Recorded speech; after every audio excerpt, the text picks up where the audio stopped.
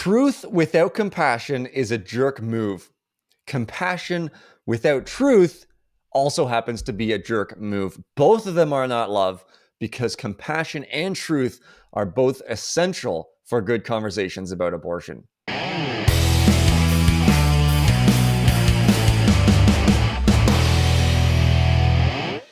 Hello, everyone, and welcome back to the Pro-Life Guys podcast. Our conversation today is going to be here's what we'd say to that, a response to some of the things that we hear when we are on the streets, because we want to be the best pro-life activists. We want to know how we can best and most effectively and most winsomely respond to some of the things that we hear on the streets. And we hear a lot of different things when we're on the streets, when we're in conversations about abortion. We're going to get to that in just a moment. My name is Peter. I'm the host of the show, and I'd like to introduce my wonderful co-host and good friend, Cam, as well. Cam, how are you, sir? I am doing very well. I'm still getting used to not having most of my face by chopping off my beard, but it is still... It looks good, though. It looks good. It looks clean. Thank you. I appreciate that. My mother has echoed the very same sentiments. She was not a fan of the long beard. Mostly came off because I'm tired of getting that mask crease right in the middle of my beard, but also thought that it was time for a different, fresh look. And so I'm doing well. How are you, sir? I'm doing really good, Cam. I think I think our audience would love for you to do a Movember this November. That would look fantastic. I don't know. Have you done it before? I have not, and I won't necessarily. So I have made the commitment that I'm going to keep this beard until I die or I fundraise like $1 million for a shave. I have this wonderful inspiration of mine that grew up in the church that I grew up in. His wife had never seen him clean shaven. They've been married for like 35 years now. She's never seen him clean shaven.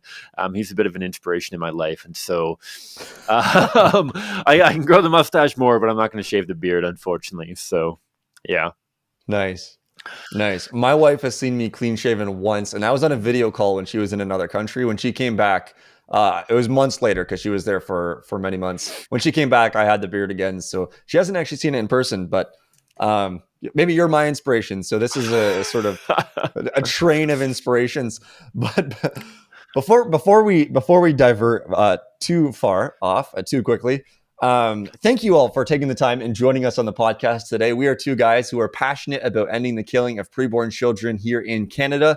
And this podcast is dedicated to giving you the tools that you need to change minds and save lives from abortion. As I mentioned off the top, we want to have the best conversations about abortion. We don't want to just complain about abortion after church on Sunday morning over coffee and cake, but we want to actually engage with those who have a different worldview than us, engage with those who have totally different commitments than us when it comes to who should or should not get human rights and what abortion actually does to preborn children, or whether preborn children are human or just a clump of cells. But we want to have these best conversations. And so that's what we do. So continue listening to this episode to hear a little bit more about that. We also have a whole catalog of episodes dedicated to apologetics, dedicated to giving you information, relevant information, key information about the abortion war so that you can be the best advocate for preborn children possible. So go check those out. Few things as well before we kick off into our conversation today, and that is that we have a merch store which is up, prolifeguys.com/shop. This probably isn't news to many people. Cam, put that up one more time, sir. If you're watching this on YouTube, I don't have to tell you, but if you're listening on the podcast catcher, Cam is showing us the new travel water mug that we have. It's not a mug, water tumbler. Bottle, you could say. Water bottle is what I would often say. It's our stainless steel. It's insulated. It's lightweight. It's 18 ounces, I believe. A wonderful, wonderful water bottle that you can use at the office. You can use in class. You could probably use it in the gym. And most importantly, I think you can use it to support the podcast and the mission we have here at the podcast, and to be a good conversation starter, to rep the Pro-Life Guys podcast logo, which I've had the Pro-Life Guys podcast shirt on. I don't have it on now, but I was in class a few weeks ago with that shirt on, and it did start a few conversations about it. So you can do that as well, and you can support the podcast. Go check out some of the merch items that we have. That water bottle, a fantastic coffee mug that Cam says will keep your mug hot. Will keep your coffee hot as long as he has a beard on his face. So go check out all of the merch items that we have there. We also have a course happening, but I think Cam, by the time this episode drops, registration for that course will be closed. So I apologize for that. But if it's still on the website, then it's still open. So go check it out just to make sure that it's not off the website, because you can take part in some wonderful courses that we have here at the podcast. Another thing as well, you can support the podcast by becoming a patron of the Pro Life Guys podcast, patreon.com/ProLifeGuys. You'll get some pretty cool perks there as well, including discount codes for the merch store. So you can get that water bottle, you can get the t-shirt, you can get this coffee mug right here. Look at Cam's wonderful mug right there. Isn't that amazing? Isn't that beautiful? With the logo on it as well. More conversation starters for your home. You can get discount codes for all of those items. So go check it out. Patreon.com/ProLifeGuys, and the shop, which is ProLifeGuys.com/shop. Cam, anything before we start? No, I think you hit it all. Let's dive into it. Okay. Nice. All right. Yeah. So, like I said, we want to know how to respond to some of the things we hear on the streets. And what we're going to be talking about now is not really your typical justification for abortion. Often when we hear the justification made for abortion, perhaps on the pro-abortion media outlet that you read, or perhaps on a YouTube video, perhaps in conversations that you've had with colleagues or classmates, usually it's a justification based on some of the experiences that woman might be in, some of the circumstances that she might be facing while she's pregnant with her little boy or little girl. Today's is a little bit different, Cam, because we're going to be talking about how to respond when someone has this false compassion, when someone is justifying abortion based upon what they think is compassion, what they're considering and calling compassion, but it is a false compassion, as we'll see shortly.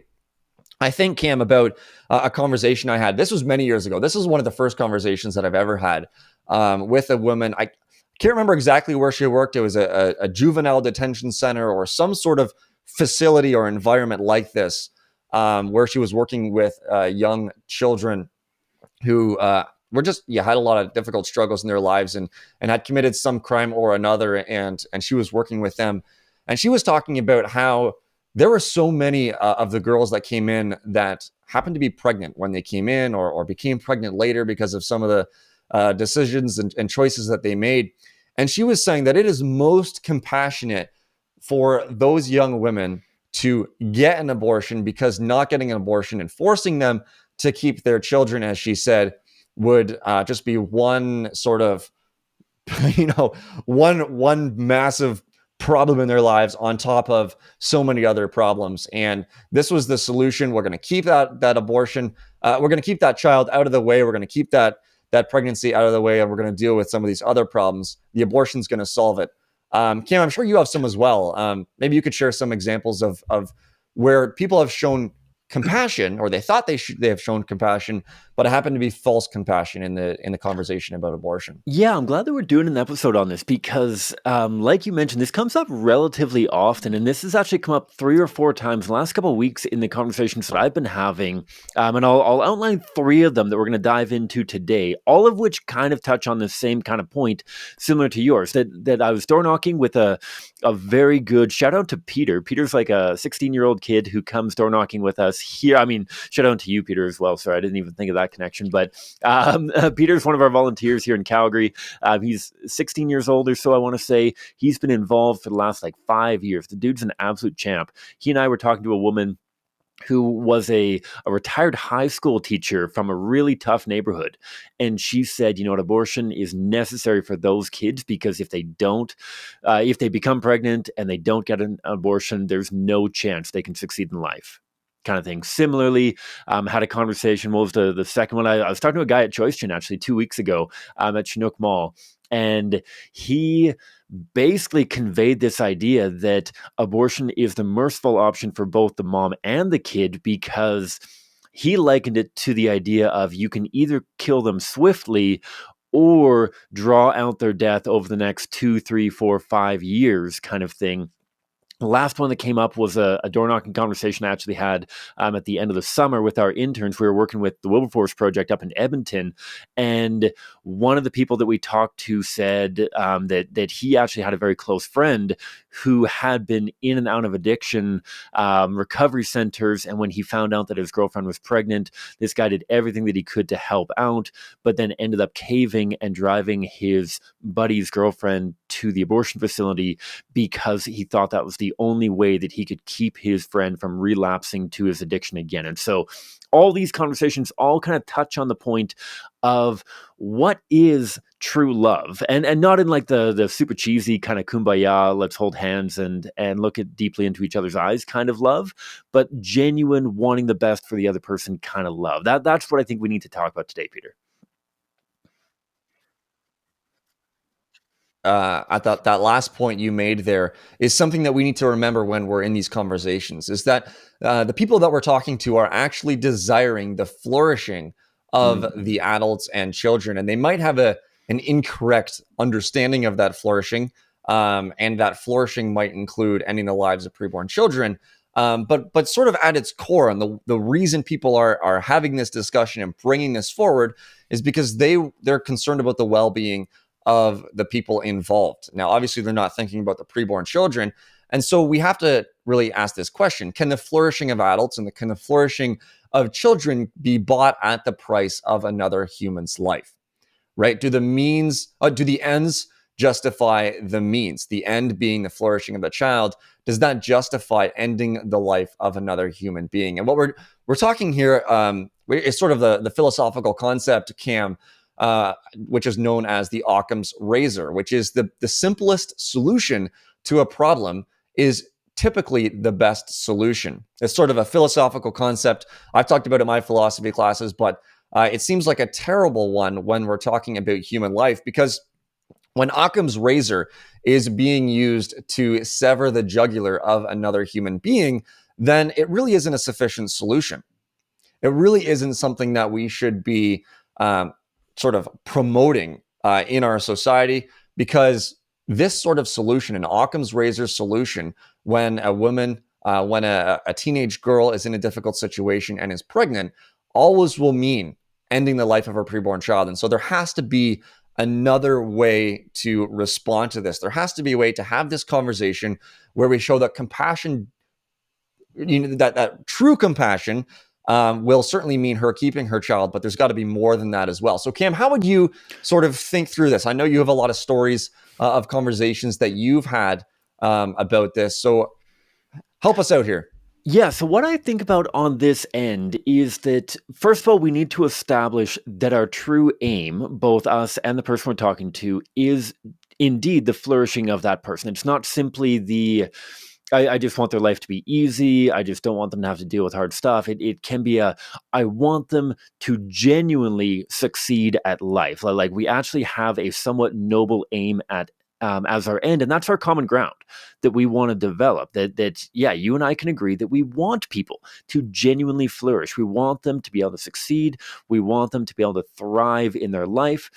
I don't necessarily get bogged down with what that means. I'm not necessarily talking about economic flourishing or social advancement or anything like that, but just the idea of flourishing. We want people to, as the expression goes, live their best life.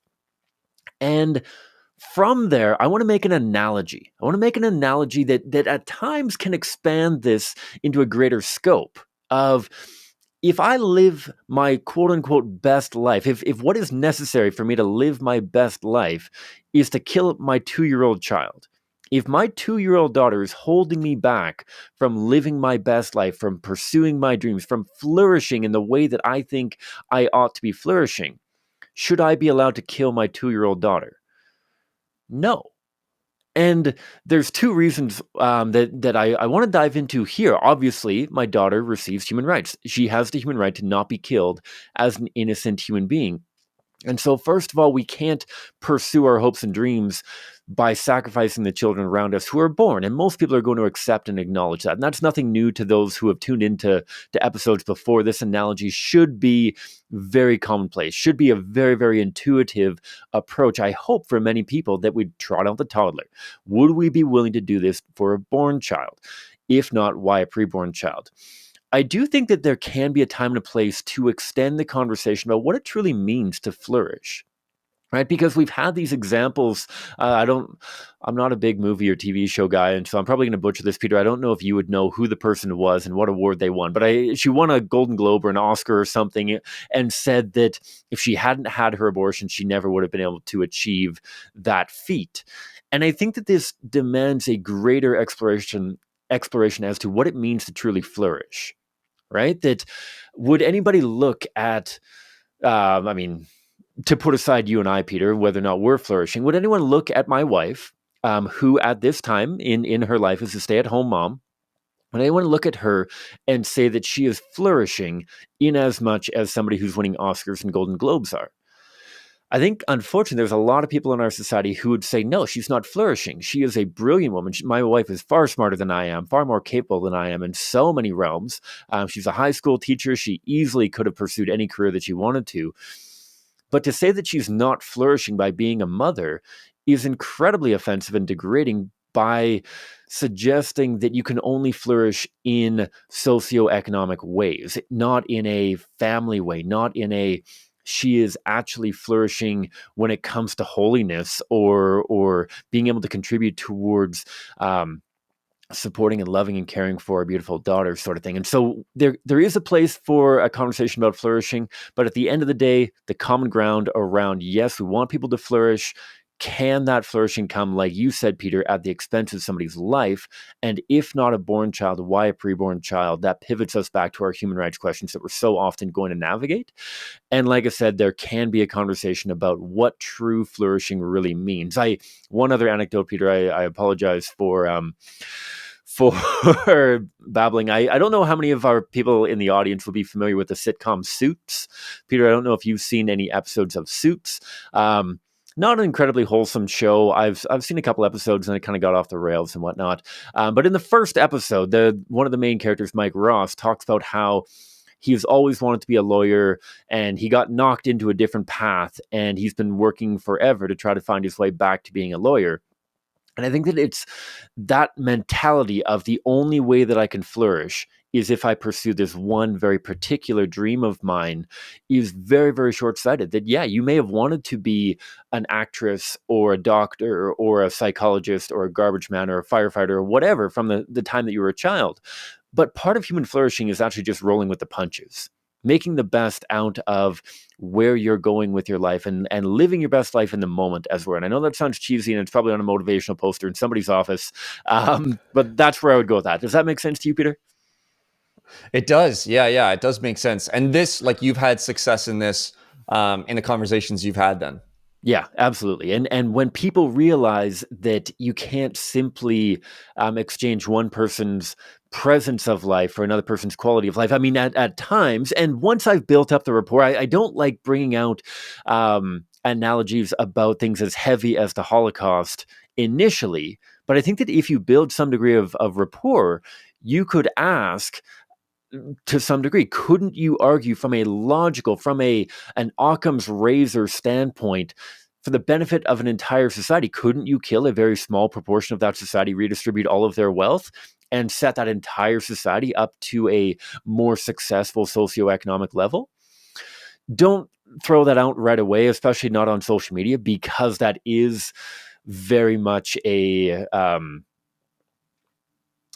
card that you probably don't want to play unless you've got some kind of rapport and they know that isn't just a flash in the pan kind of argument. But I think that if that initial sacrificing one child for one person's benefit, what if you draw that out to a greater degree?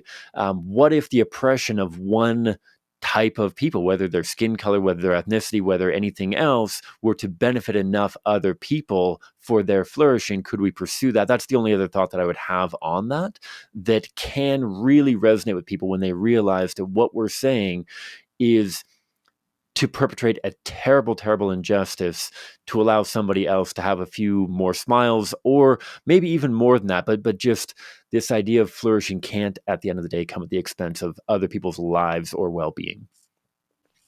Yeah, that's right. And when it comes to false compassion, like you said at the beginning of this segment, there's just sort of a lot of ways that that plays out. I remember a conversation that I had where someone was saying that sort of abortion should be maybe not mandatory, but should be allowed and really emphasized and pressured on people who are in very, very, very difficult financial situations.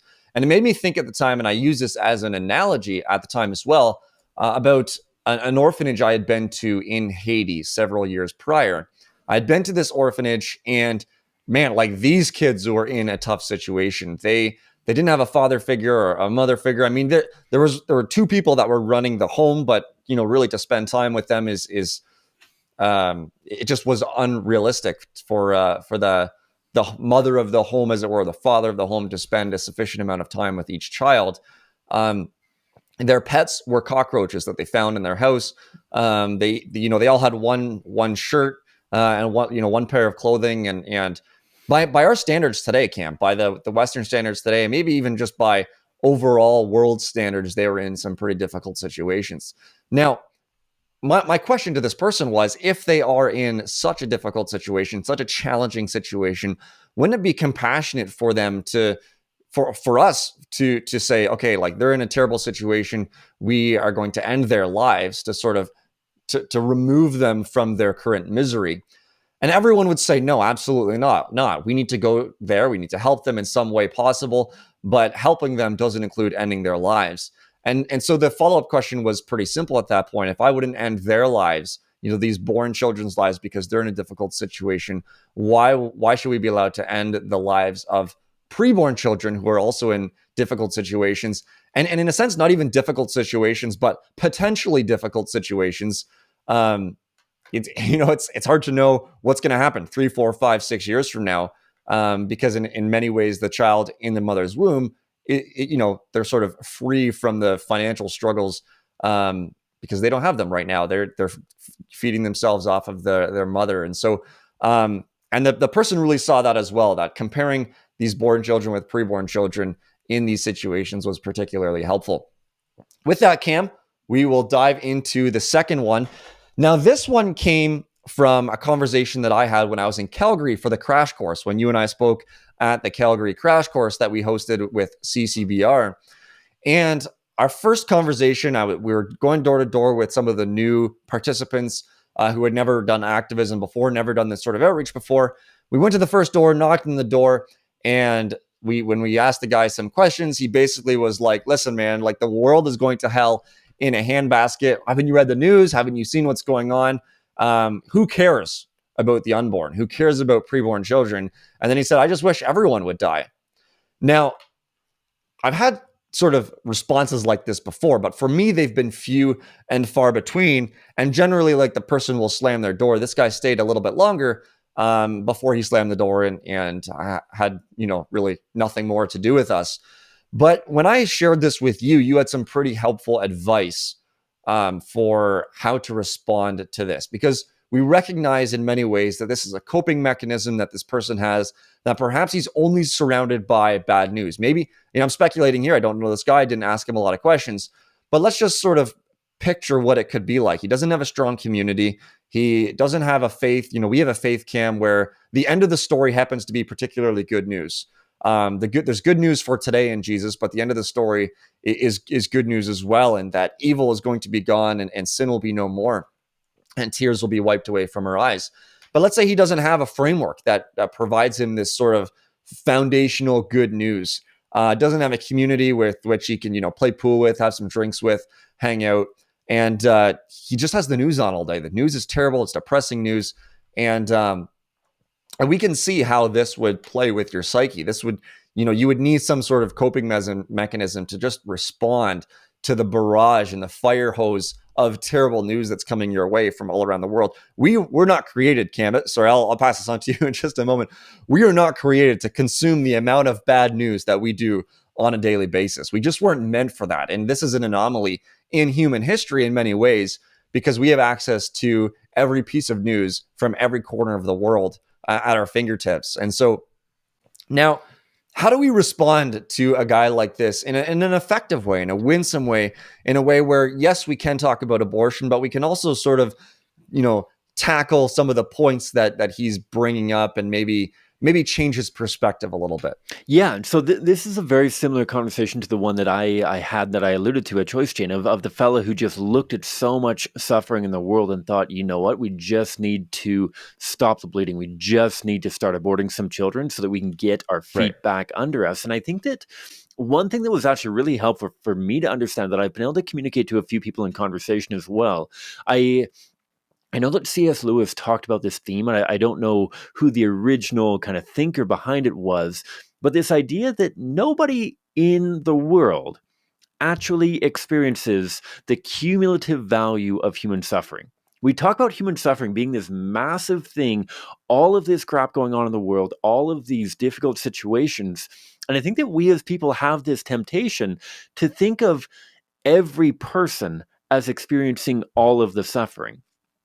And I think that that's incredibly detrimental to our ability to address suffering and try to resolve it. And what I mean by that is that it for this fellow that you outlined and the guy that I talked to at Choice Chain, the idea that we simply cannot resolve these situations because the situations are too big.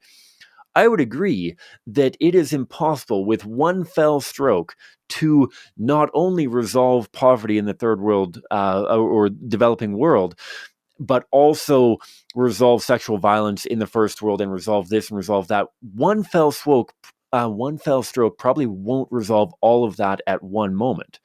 And yet, the route that I went with the fellow that I spoke to, and I would hope that it would work in the same way with the conversation that you had, would be once you identify.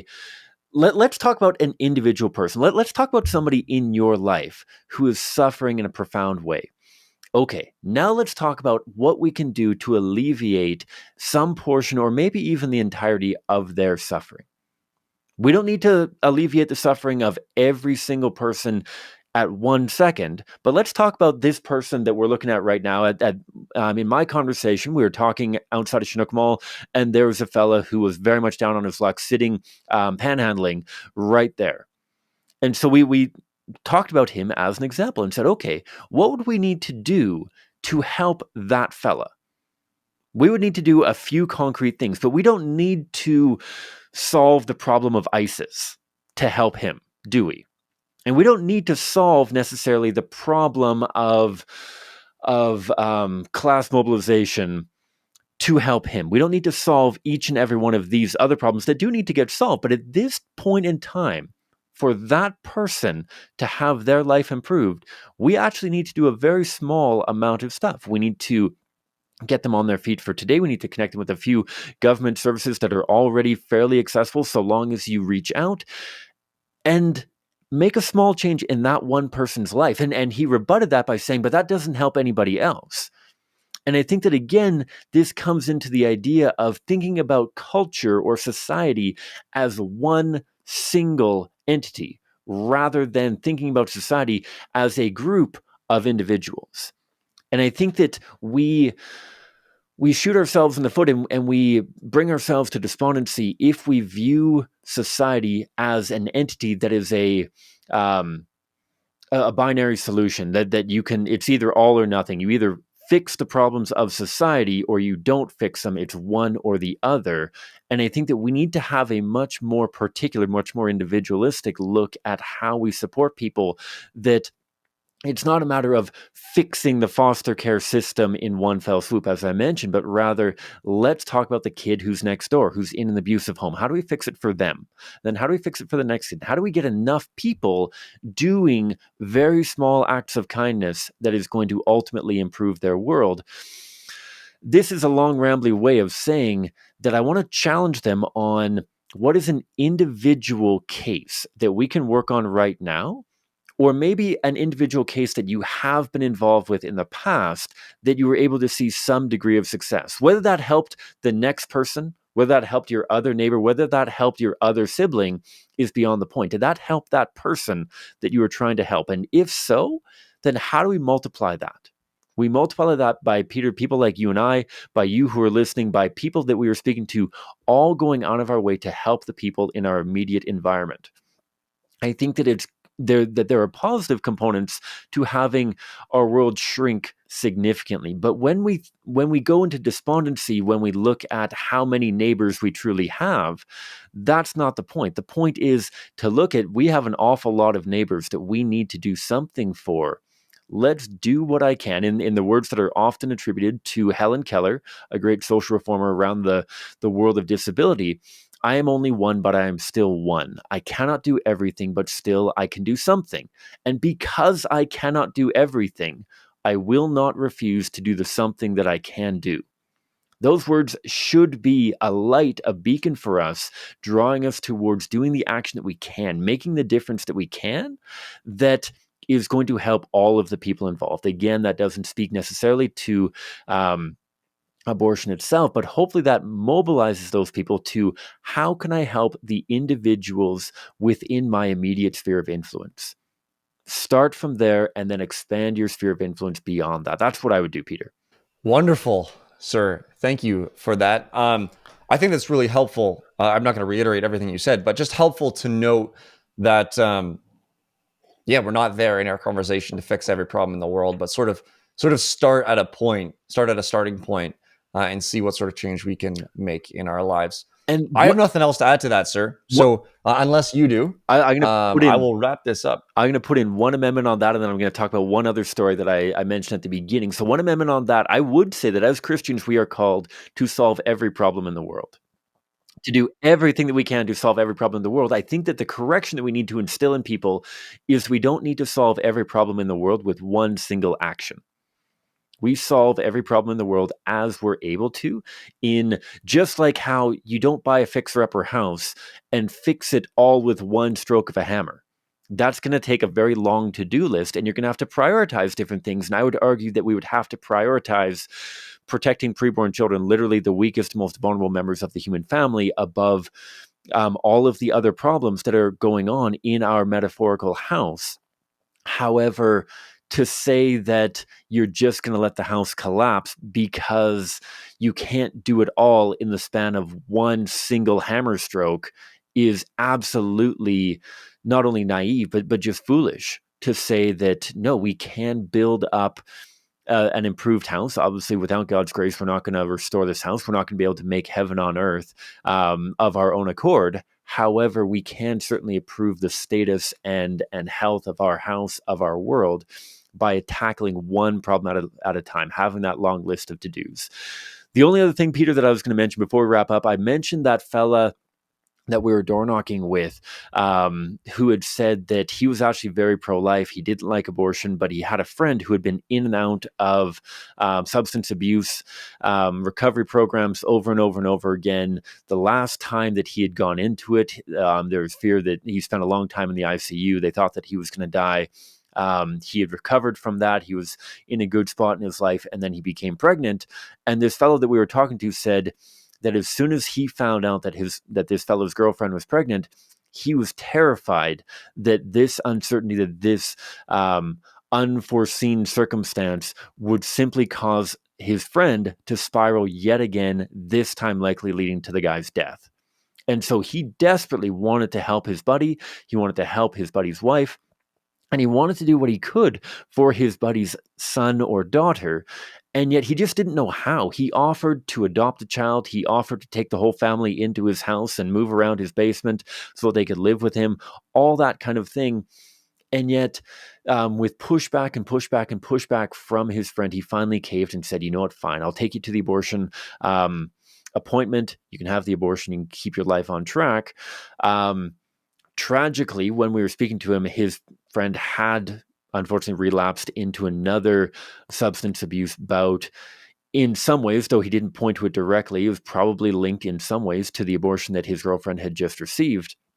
And I think that as pro-lifers, this is one of the hardest things that we need to be able to compel people for, that we need to hold fast even to the end, knowing that at times we're going to have to be those people who pick up the broken pieces afterwards. to cave at the last moment and say, okay, fine, I'll take you to the abortion appointment, to take you to this or that, to aid and abet you in accessing abortion, that undermines all of the support that you initially gave. And in some ways, that shows the, okay, you're a hopeless case. I'll compromise all of my values, all of what I believe to be right and true, just for the sake. And then when you lose that anchor point, that friend may not know where they stand with you. The guilt, the disappointment, whatever it may be, is going to be incredibly complicated. What I ended up talking to this fella about was that, to be able to hold fast and let his buddy know that I'm going to be here tomorrow, regardless of whether you've had the abortion or not. I'm going to be here for you. I'm going to help you navigate whatever challenges you have arise, but I'm not going to compromise on something that I know is going to hurt your child, and through that, going to hurt you and your girlfriend. I am here for you. I want the best for you, and I'm going to be steadfast in that. I think that communication of love, that unwavering commitment to the best good for the other person, his friend, his friend's girlfriend, and his child, is what is absolutely necessary. As crushing as that may be, to need to be the person to deal with some of that post-abortion recovery and whatnot, to be able to enter into that. I mean, the guy ends up doing that regardless, right? Whether he supports him in the abortion or not, he's going to have to be the one there to pick up the pieces. And yet, by holding steadfast in his commitment to not aid and abet the abortion, he's able to stand on that commitment of, I loved you then, I love you now, and I will continue to love you genuinely going forward. I have a massive amount of respect and appreciation for those incredible people who are involved, not only with our pregnancy care centers, but with abortion recovery centers, and how challenging it must be for those people who often do both ministries. They're speaking with a woman one day, and the next day they're speaking with the same woman for a very different reason. The first day they're speaking with them about how to navigate their pregnancy. The second day they're speaking with them about how to recover from their abortion decision. Profound amount of respect and appreciation for them. I can only imagine the courage and grace that they need to not lash out in frustration of, didn't I tell you that this would all happen? That's again going on a segue, but for those of you who are listening who are involved with pregnancy support and post-abortion recovery, I can't say enough good things about the work that you do. I hold you up in prayer and in my thoughts, but that's what I would convey, that you need to be there and you need to establish a consistent commitment to genuine love in those situations. Absolutely. Cam, that's a great way to end it. Thank you so much for that. We'd love to hear what you think about these types of episodes. We do get people reach out to us somewhat regularly, and we do love to see your questions, to hear some comments, and maybe just you want to ask for further clarification or whatever it might be. So please feel free to reach out to us, prolifeguys.com. You can find a contact form. You can also reach out on our social media platforms, Instagram at Pro-Life Guys Podcast, the Pro-Life Guys Podcast on Facebook, on YouTube, or wherever else you can find us on social media platforms. Thank you so much for tuning in. Cam has his hand up. Take it away, sir. One last thing. There is a lot of pro-life activity happening right now around 40 Days for Life. I know that a lot of campaigns at the time of recording are about to wrap up, and a lot of people are thinking about the pro-life issue. And so one other thing that I want to give a shout out to, both Peter and I would love to come and speak to your community. Whether that's in person, whether that's virtually, we are committed to equipping groups like yours with the tools that you need to have compelling, compassionate conversations. And in large part, you can listen to this podcast time and time again, but rarely are we able, I mean, the podcast is really about deep dives into particular issues, right? Rarely do we get into a holistic, this is how to navigate conversations in general. We'd love to offer a 1 to 2 hour workshop for you and your community. I'm doing one, time of recording, tomorrow, for a group in Victoria, British Columbia. It's going to be virtual. If you want training on how to have good and compelling conversations, if now is a good time with how active and involved and aware people in your community are about the abortion issue, please hit us up through those different sites that Peter had mentioned, because this isn't about boosting our speaking profile. This is about giving you the tools that you need and your community needs to have an even greater impact in the lives of those around you. Yeah, and we can both come to your area, but we can also do Zoom calls.